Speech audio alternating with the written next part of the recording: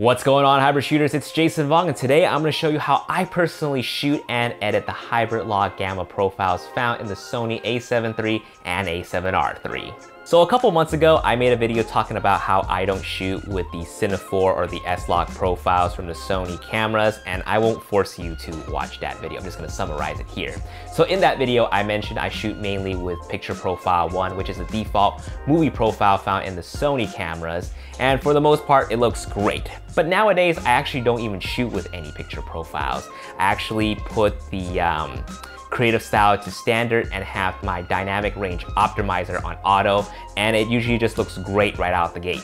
And a lot of you guys actually commented on the colors of some of my videos, like for example, the Zeiss a7III review and the Sigma 16mm f1.4 review. Those are shot with no picture profile, dynamic range on auto, and it looks really good. However, more often than not, we always find ourselves shooting in a very high contrasty scene where the skies are really bright and your subject's in the shadow, and when you expose for your subject in the shadows, your skies will be blown out. So whenever that happens, I usually switch to hybrid log gamma, which is default PP10 in your camera. And what I really like about hybrid log gamma is that the highlights are better retained. Not only that, but it's much easier to shoot and grade compared to S-Log2 and S-Log3. Now, whenever you shoot with S-Log2 or S-Log3, your ISO, your base ISO ends up being about 800 to 1600, and in some of the older Sony cameras, it's 3200, which is a little too high when you're in situations like that, and it forces you to use an ND filter. But with hybrid log gamma, you actually start off at like 200, I think. Never mind, it actually starts at 100, even better. And it's also a lot easier to grade because I feel like the colors are already really close. So it's much easier to put it back into Rec 709 as opposed to S-Log2 or S-Log3. So first, I'm gonna show you the profile settings first in camera, and then we're gonna jump into Premiere and show you how I grade it. So I personally have my hybrid log gamma profile in Picture Profile 10, and I use HLG 2. Now the difference between 1, 2, and 3, 1 actually reduces more noise than hybrid log gamma 2, but it has a much narrower dynamic range, so not much to work with there.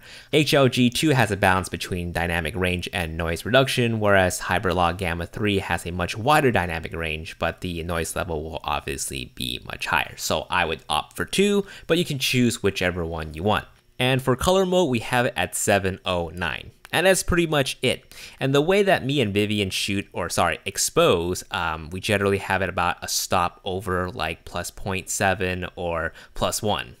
All right, so here we are in the Lumetri panel in Premiere Pro, and this is the sample footage that we'll be working with for today. And this came from one of our recent Cuba videos, specifically the Tamron 20-75 review video. I got a lot of compliments about the colors for that, so I figured why not? This will be a perfect demonstration to sort of demo how I grade my hybrid log gamma footage.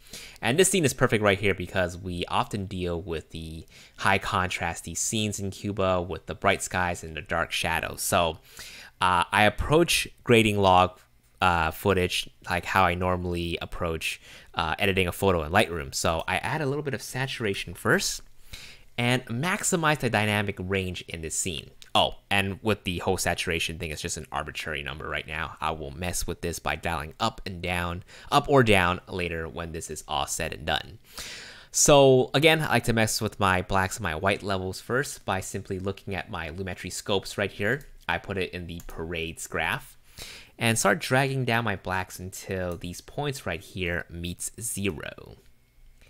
And that's looking pretty good. And I will up my whites until these points here hit 100. And that is looking pretty good. Let me just turn this off to show you what it looks like before and after. So not too bad, but I feel like me as a host here is looking pretty dark. So I'll go ahead and just move this curve right here up like this. Boost my mids up a little bit, and that's looking good. And sometimes I like to add a bit of contrast. Oh yeah, and save your project as well. Sometimes I like to add a little bit of contrast to it.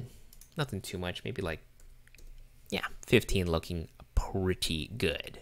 And that's it. Like I said earlier in the video, hybrid log gamma, the colors in it are already really close. You just have to add a little bit of saturation and sort of mess with your exposure a little bit. And in that video, I did use a LUTS, so let me just show you with an adjustment layer. And my favorite LUT is actually the Kodak 005 from the Overlook D-LUTS pack. And what I really like about this LUT is that it adds a little bit of warmness to your footage, and I found this LUT to work best with my skin tone. Well, obviously right now it's a little bit oversaturated, so I'm gonna come back down here and lower it back down so I'm not too orangey. Maybe 105. Yeah, okay, that looks pretty good. And I'll go ahead and leave a link to the LUTS pack in the description box below. P.S. I am not affiliated with the creator in any way, nor am I making any sort of affiliate commission. I purchased these packs on my own and just found this one particular here works really well for me. But as you can see, there's a whole mess of LUTs in that pack as well. They have the favorite origin teal look that everybody likes. This is the Sam Coder look, so if you're a fan of him, you might enjoy this pack. But he also, this creator also has like other different origin teal looks, so you can purchase the pack and kind of just mess with all these other looks if you want. But personally for me, since my video is more sort of documentary kind of style, I want the colors to be true to life as possible. So I like the Kodak 5 for the stuff that I shoot with. Just to show you guys a bit of before and after, here's the one with the LUT, and here's the one without the LUT. And here's our original straight out of camera footage. Bam! Alright, so just to show you guys one more example, again, you can see right here, the colors are already right there. So I'm just gonna go ahead and add the saturation first, mess with my blacks, boost my whites, and maybe just add a little bit of contrast. You know what, actually, I'm gonna boost my mids a little bit. And because I'm dragging this middle part only, it also affects my black, which I don't want. I'll just anchor my blacks right here and push my whites up here. And that looks pretty good. Maybe just a little too contrasty. Maybe just a little bit of contrast.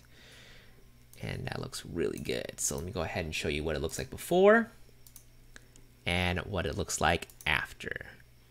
And maybe the highlights are needs a little bit more toning down. And just to show you guys with the LUT, drag this back in, drag the adjustment layer, I mean, and then add the Kodak 5. And again, since Kodak 5 kind of saturates my footage a little bit, I don't need to saturate it with the bottom layer. What'd I tell you? Easy peasy, right? By the way, we use different LUTs for the weddings that we shoot, and if you guys want me to make a video talking about that, drop in the comments down below. Guys, thank you so much for watching. I'll see you guys in the next video. Peace.